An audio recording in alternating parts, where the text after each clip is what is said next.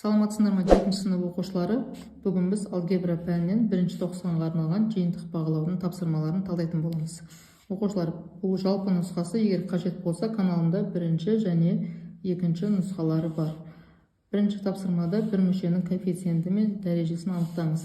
Оқушылар, мінекей, айнымалылардың алдында тұрған санды коэффициент деп аламыз. Сонда минус 7-ден 5, ал дәрежесіне келетін болсақ, x-ің 5 дәрежесі, y-тің 1 дәрежесі, z-тің 1 дәрежесі қосалды 7 дәреже болады. Сонда минус 7-ден 5 және 7 дәреже. Мінекей, в нұсқасы болады екен. Келесі екінші есепте төмендегі фигураның периметрін табыңыз. Жауабыңызды көп мүшенің стандарт түрінде жазыңыз және көп мүшенің дәрежесін анықтаңыз. Оқушылар, мына фигураның периметрін табу үшін барлық қабырғаларының ұзындығын қосамыз. Енді оқушылар, қабырғалардың ұзындықтарын жазып алдым. Ал енді ұқсас мүшелерді біріктіреміз. Мінекей, ұқсас мүшені 2xy квадрат, 3xy квадрат және болды екеннен сонда 5xy квадрат болады. Қосамыз 2x квадрат қосылған x квадрат, x квадраттың алдына 1 бар деген сөз, сонда 3x квадрат болады. Мұнда 4x пен 2x'ті қосамыз, 6x болады, минус 3. Дәрежесіне келетін болса, оқушылар, бір мүшелердің дәрежесін есептейміз. Мұнда 1 дәреже, 2-ні қосамыз 3 дәреже, мұнда 2 дәреже, мұнда 1 дәрежеге қайсының дәрежесі үлкен, сол осы көп мүшенің дәрежесі болады. Сонда дәрежесі 3-ке тең екен.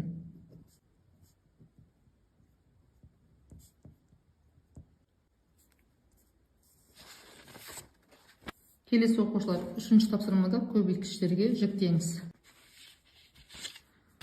Оқушылар, 3-ші тапсырманы ары қарай тең деп орындап кете берем. Бірінші жұптарын тауып, az квадрат минус bz квадрат, екеуінде де z квадрат бар, екеуін бір жақшаға алайық. Мұнда плюс деп аламыз да, минус bz плюс az екеуінде де z бар болғандықтан бір жақшаға аламыз және плюс деп алып, минус a плюс b-ны бір жақшаға аламыз. Енді мұнда екеуінде де z квадрат бар, z квадратты жақшаның алдына шығарайық. Сонда жақшаның ішінде a минус b қалады.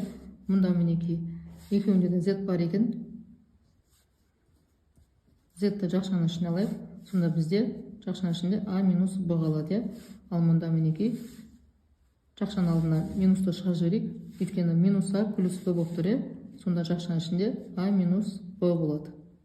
Енді оқушылар, a минус b-ларды бір жақшаға аламыз. Келесі жақшаның алдында тұрған өрнекті аламыз. Z квадрат плюс z минус, мына жерде 1 бар деген сөз, минус 1 болады. Осылай мінекей оқушылар көбейткішке жіктедік. Келесі оқушылар, 4-ші тапсырмада зерттеушілердің қорытындысы бойынша адам ағзасында 1,3 көбейтілген оның минус 2 дәрежесі грамм мырыш болады. 1500 адамның бойында қанша грамм мырыш болады? Жауабыңызды стандарт түрдегі санмен жазыңыз. Оқушылар, ең алдымен 1500-ді стандарт түрге келтіріп алайық. Оны біз 1,5 деп аламыз да, 1,5 болу үшін өтірді оңнан сол жақ қарай 1, 2, 3 орын жылжыттық. Соның есебінен 10-3 дәрежесі деп аламыз. Енді осы 1,5 көбейтілген 10-3 дәрежесін көбейтеміз. 1,3 көбейтілген 10-ның минус 2 дәрежесіне. 1,5 пен 1,3-ті көбейтеміз. 1,195 болады. Көбейтеміз. Арасында көбейту амалы болғандықтан дәрежелер бір-біріне қосылады. Таңбаға мән береміз. 3, онда минус 2-е. Сонда 3-тен азайтамыз. Минус 2-ні 10-ның 1 дәрежесі болады. 1-ді жазбай қойсақ болады. 1,195 10 грамм деп алсақ болады екен. Мінекей оқушылар, сонда жауабы 1,195 көбейтілген 10 грамм болады екен. Келесі 5-ші тапсырмада есептеңіз. Оқушылар 3-тен 1-дің минус 1 дәрежесі, минус дәрежеден құтылу үшін осы бөлшекті 1-ге бөлеміз, сонда алым мен бөлімнің орны алмасып жазылады. Сонда 3-тің 1 дәрежесі болады, 1-ді жазбай қойсақ болады. Минус 7-тен 6-ның 0 дәрежесі, кез келген санның 0 дәрежесі 1-ге тең болады. Қосылған 2-ден 1-дің квадраты 4-тен 1 болады. Енді мұнда көбейту деп алып, 2-ның астына 1 бар деген сөз, 1 мен 2-ның орнын ауыстырып жазамыз. Сонда 2-ден 1 болады. 3-тен 1-ді азайтамыз, 2 болады. Қосылған 4 пен 2-ні көбейтеміз, 8 болады. 1 мен 1-ді көбейтеміз, 1 болады. 2 қосамыз, 8-ден 1-ді, 2,8-ден 1 болады. 6-шы есепте шаршының ауданы 16 есе өсетін болса, онда оның периметрі неше есе өседі?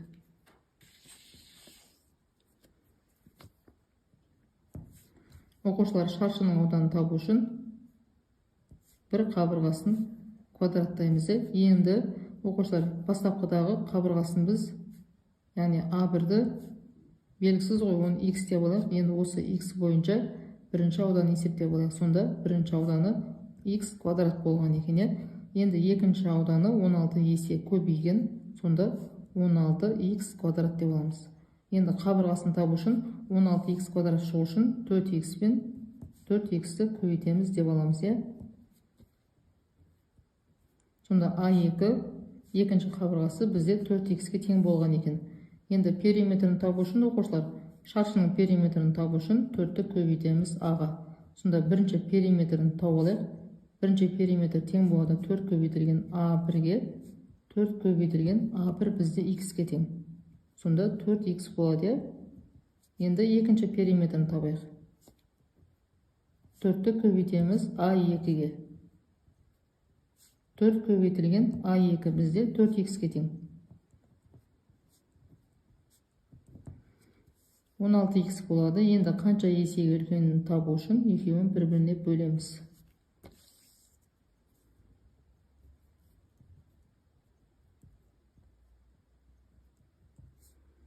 16x'ті 4x'ке бөлеміз, сонда 4 есе үлкен болады екен.